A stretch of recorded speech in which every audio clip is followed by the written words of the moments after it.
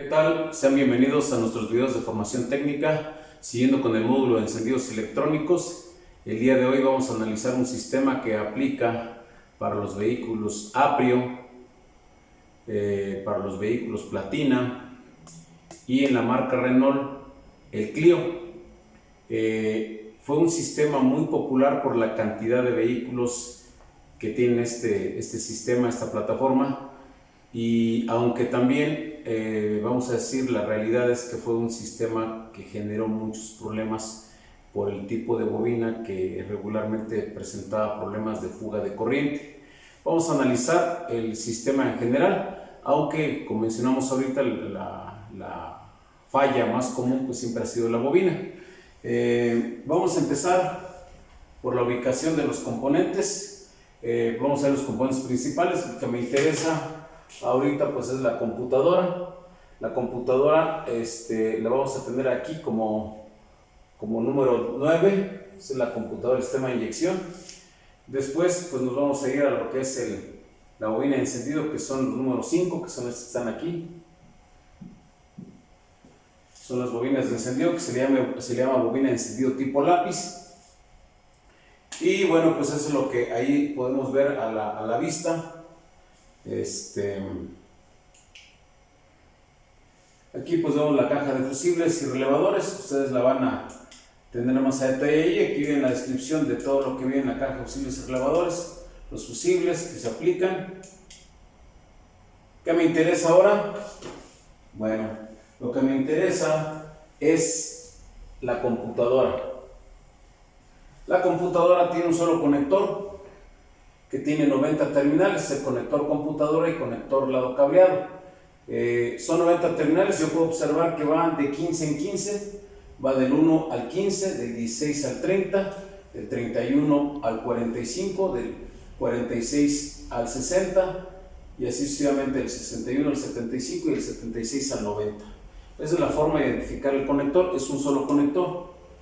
¿Qué vamos a ver ahora? Pues vamos a ver las alimentaciones a la computadora. La computadora va a tener alimentación de tierra en las terminales 3, 28 y 33. Entonces, con mi lámpara de pruebas conectada a corriente, verifico que me llegue en la 3, en la 28 y en la 33 alimentación de tierra. Bueno, si ya tengo alimentación de tierra, voy a requerir una alimentación de corriente de batería. La corriente de batería, me doy cuenta que sale del borne positivo, pasa por el fusible 3 de 5 amperes, me alimenta el relevador del sistema de inyección y me energiza la terminal número 30. Esas son las alimentaciones constantes que tiene la computadora. ¿Qué voy a hacer ahora? Bueno, cuando llegue el operador y coloque el switch en la posición de ignición marcha, va a pasar la corriente por el fusible 2 de 5 amperes que está en la caja de fusibles de cabina y me va a llegar a la terminal número 29. Esa es la alimentación que energiza a la computadora y que activa y despierta la computadora, porque las anteriores pues están permanentes, la tierra y la corriente de batería, pero a partir de que llega corriente en la terminal 29, a partir de ese instante, la terminal 39 manda tierra a este relevador. Una característica importante, y algo que es necesario comentar, es que estos relevadores llevan un diodo. Un diodo. Ese diodo es un dispositivo que nos va a ayudar a amortiguar. De hecho, el nombre que se le da a ese diodo es un damper, es un amortiguador, porque acuérdense que aquí lleva un embobinado y ese embobinado pues representa o es una carga inductiva. Entonces, lo que es ese diodo, para lo que sirve ese diodo es para amortiguar la fuerza contraelectromotriz que produce esta carga inductiva. Entonces, lleva un diodo. ¿Eso qué quiere decir? Eso quiere decir que este relevador tiene características especiales. Y entonces quiere decir que si lo requiero reemplazar, debo de instalarle un relevador con las mismas características. Ahora, algo que es muy importante es que el relevador, al tener diodo, ya va a tener integrado, ya va a tener definida una polaridad. Es decir, de este lado, que es la parte negativa, aquí le va a llegar la conexión positiva. Y de esta parte, que es el ánodo, que es la parte positiva, aquí le va a llegar la tierra controlada. No podría en sentido contrario, porque entonces habría un corto, generaría un corto, ya que el diodo, al ponerlo en polarización directa, entraría en conducción. Entonces debe de ir en esta posición, corriente con la parte negativa y tierra con la parte positiva. Esto va a provocar que haya una circulación de corriente y me genere un campo magnético que va a cerrar este interruptor. Y me doy cuenta que el borne positivo pasa por el fusible 2 de 25 amperes, me llega corriente, y que al cerrarse la corriente va a pasar hasta la terminal número 66 de la computadora, en donde la computadora activa y monitorea, bueno, activa por la 39 y monitorea por la 66, pero también me doy cuenta que alimenta el sensor de velocidad del vehículo, que es importante aunque no trascendente, sensor de oxígeno, calefactor, solenoide de la purga del canister, a los inyectores, que en este caso sí afecta directamente al sistema de inyección para el arranque, y al relevador del motoventilador. Entonces es muy importante que este relevador, que se llama relevador de bloqueo de inyección, pues se energice, se active. Este relevador lo vamos a encontrar, ahorita vemos la caja de fusibles o bloque de fusibles que está en la salpicadera delantera del lado izquierdo. Ahí vamos a encontrar este relevador de bloqueo de inyección. Después me voy a ir con mi sistema de encendido. Mi sistema de encendido está formado por dos bobinas tipo lápiz conectadas en serie. Esto es más o menos el equivalente como si tuviera una sola bobina. Aquí pues nada más que tiene una sola salida, pero hemos visto sistemas de encendido que con una bobina, con las dos torretas, con las dos salidas, pues energizamos a dos cilindros. Aquí vienen por separado. ¿Cómo funciona? Para esto, el otro relevador que está instalado es el relevador de la bomba. Del borne positivo de la batería pasa por el fusible 2 de 25 amperes y aquí me va a llegar corriente. Cuando yo coloco el switch en la posición de ignición o doy marcha, también me va a llegar corriente al relevador de la bomba y simultáneamente le está llegando, habíamos visto, la alimentación de ignición marcha a la terminal 29 de la computadora.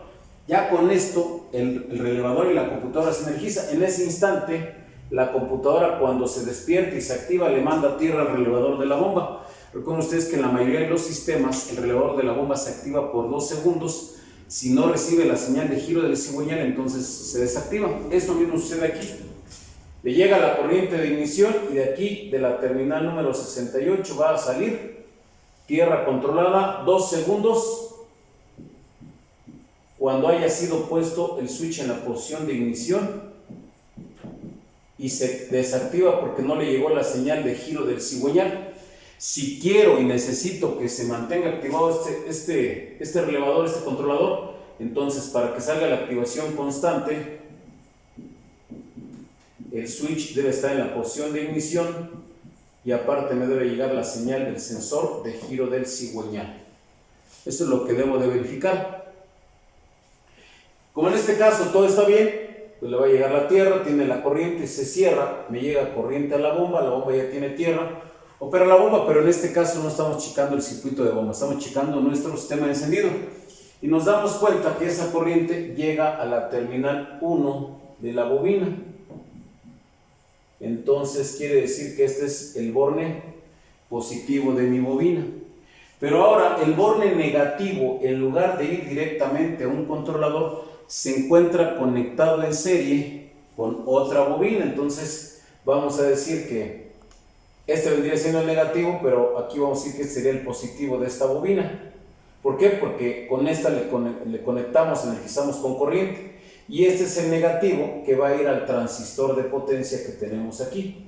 Entonces, ¿qué necesito checar? Bueno, pues que a cada bobina, en cada conector, yo verifico que me llegue corriente. La corriente me va a llegar al momento de colocar el switch en posición de ignición, 2 segundos y se corta. Si le doy marcha, entonces mientras exista la señal de giro del cigüeñal, allí me va a estar llegando corriente. Y en la otra conexión, en la otra terminal, pues entonces voy a checar con mi lámpara de pruebas conectada a corriente que me llegue la señal de saturación, descarga. Es decir, uno es el borne positivo, otro es el borne negativo en cada una de las bobinas.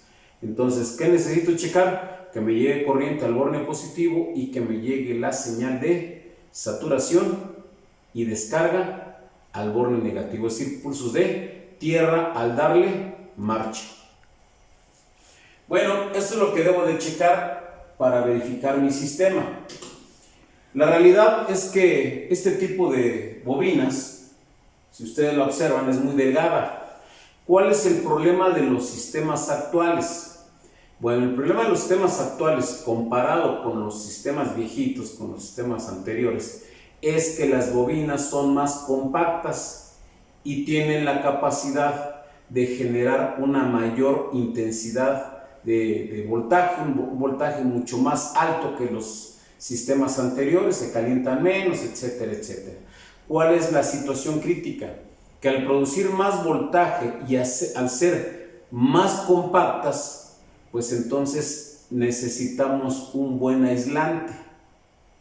Un buen aislante para evitar que la bobina llegue o empiece a tener fuga de corriente. Recuerden ustedes que un buen sistema de encendido es el que va a transmitir del electrodo central a lateral para que ahí se produzca el arco eléctrico. Si ahí optimizamos esto, vamos a tener pues un buen sistema de encendido. Entonces, ¿qué necesitamos? Bueno, pues que haya esa transferencia de alto voltaje. El problema que tienen estas bobinas es que al ser muy delgadas empiezan a tener fuga de corriente. Ahora, ¿cuál es el problema adicional? Bueno, en estos vehículos se van a dar cuenta que en muchos casos todavía trae la leyenda o la etiqueta que dice que el motor no se lava. ¿Y por qué no se debe lavar el motor? Porque la humedad que tiene o la humedad que se mantiene después de lavar el vehículo, pues puede provocar que esa bobina empiece a tener fuga de corriente. Y entonces, pues ahí se queda, ahí se va a mantener. Y entonces, ya cuando el vehículo tiene ese problema, esa bobina, ¿qué va a pasar? Pues en ocasiones la chispa llega a la bujía y en ocasiones se fuga directamente hacia tierra. Entonces, un detalle con estos vehículos es que no se debe de lavar el motor, o se puede lavar, pero hay que desmontar todas las bobinas para evitar que se dañen. Entonces, esto es lo que sucede en este sistema. ¿Qué quiere decir también? Bueno, que al tener dos bobinas tienen que ser un sistema DIS, cilindros hermanos, 1, 4. Recuerden ustedes que el orden encendido es 1, 3, 4, 2, por lo tanto el hermanamiento queda 1 con 4. Si me voy a la siguiente bobina, pues ahora voy a tener la bobina 2 con 3, pero la secuencia de pruebas evidentemente pues va a ser la misma. Bueno, entonces, ¿qué necesito para que haya chispa? Pues necesito que haya chispa, necesito checar mi bobina. ¿Qué le checo? Borne positivo, borne negativo, devanado primario. ¿Cuánto? 0.5 a 1.5 ohms. Devanado secundario, positivo, torreta central. Secundario,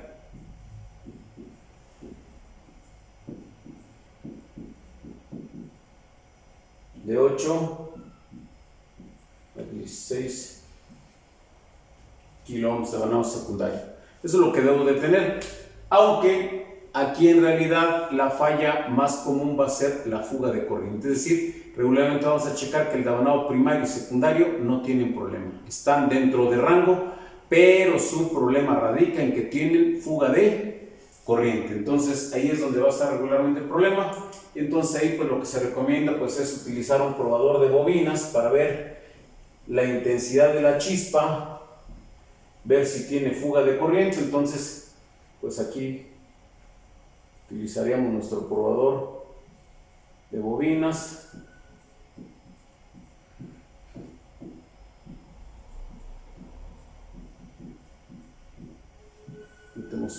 corriente. Vamos a conectarlo aquí como va, que es para la prueba nada más. Y aquí veríamos el arco eléctrico, el cual tendríamos que derivar hacia tierra con un cable, con una lámpara de diodos o con lo que sea. Bueno, ya que haya verificado mi bobina, tanto de vanado primario, de vanado secundario y la prueba dinámica de arco eléctrico, ahí recuerden ustedes que el arco eléctrico tienen que verificar que sea una chispa intensa y que nada más salga en la torreta de salida, nada más haya chispa en la torreta central. Para que todo esto funcione, necesitamos que la computadora reciba la señal de giro del cigüeñal. El sensor de giro del cigüeñal es un captador de tipo magnético. Captador magnético. Y como es un captador de tipo magnético, me doy cuenta que debo de hacerle dos pruebas. La señal llega a las terminales 54 y 24. Tengo 16, 17, 18, 19, 20, 21, 22, 23, 24. Aquí ya lo tengo marcado. Y de aquí a aquí voy a checar la resistencia. Y la 54 tengo 45, 46, 47, 48, 49, 50, 51, 52, 53, 54. La otra punta la tengo aquí. Aquí nos marca de 200 a 210 ohms. Es un valor práctico. Está entre 200 hasta 400 ohms. Cualquier variación de voltaje, de resistencia está contemplada aquí. La otra es checar que genere voltaje. ¿Cuánto me tiene que producir? 0 volts corriente alterna sin marcha. Y entre 700 milivolts a 1.4 volts corriente alterna con marcha. Eso es lo que va a producir. Si eso ocurre, entonces mi sensor está bien. Pero aquí hay un pequeño detalle. Este pequeño detalle se da en que con el tiempo y el uso de algunos de estos vehículos tan intenso provoca que el sensor de giro del cigüeñal, el conector, se dañe. En muchas ocasiones consiguen un conector original, aunque es difícil porque si ustedes van a conseguir un deshuesador, pues les van a querer vender todo el arnés. Entonces lo que regularmente se tiene que hacer es conseguirlo en una casa de conectores. Y aquí hay algo muy importante: el sensor ya viene polarizado, es decir, vamos a decir que es la señal CKP más y va a ser la señal CKP menos. Entonces, ¿qué deben de hacer? Respetar la polaridad, es decir, no intercambiar las conexiones. Cuando yo reemplazo el conector, yo debo ver que la terminal A llega a la 54 y la B del sensor llega a la 24. Con eso estoy respetando la polaridad. Ustedes saben que cuando cambian el conector, pues muchas ocasiones ya el color no corresponde. Entonces, punto importante y consideración trascendente es que se respete la polaridad. El que no se respete la polaridad me va a provocar fallas como que no arranque, de plano no funcione, aunque el sensor esté bien, que arranque de vez en cuando, puede ser que llegue a arrancar en algunos momentos, pero la falla principal va a ser esa, y en muchas ocasiones esa es la razón o el problema de un vehículo al cual ya le cambiaron pues sensor, ya reemplazaron muchos componentes y al final de cuentas el vehículo sigue sin arrancar. Bueno, esta es la falla y las fallas principales. Vamos a hacer la prueba de banco de la bobina para que ustedes vean y analicen su operación. Muy importante también, recuerden ustedes que son el asesor permanente de un cliente. Entonces, recuerden ustedes que estos vehículos tienen alcance valvular cuando la banda de distribución se truena. Entonces, recomendable que ustedes estén asesorando a su cliente, a la persona que les lleva su vehículo, y decirle que estos, en caso de que no se reemplace la banda de distribución, el motor tiene un alcance valvular. También otra cuestión que es importante es que ustedes sean técnicos, que le den una explicación técnica. Si no le entiende el cliente, pues es mucho mejor, porque quiere decir que lo van a marear. pero bueno, más bien lo importante es que ustedes sean técnicos al momento que den una explicación. Entonces es muy importante que esta situación se verifique y se cheque y que ustedes asesoren a su cliente. Vamos a la parte práctica, vamos a checar la bobina.